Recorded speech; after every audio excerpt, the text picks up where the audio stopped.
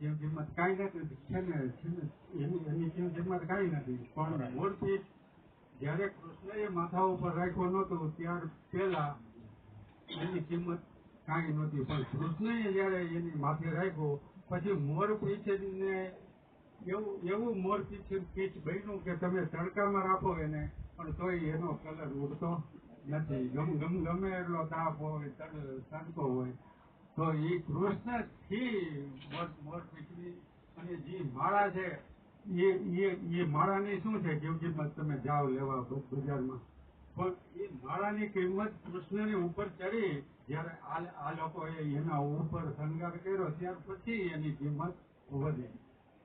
બોલો સદગુરુ મહારાજની જય.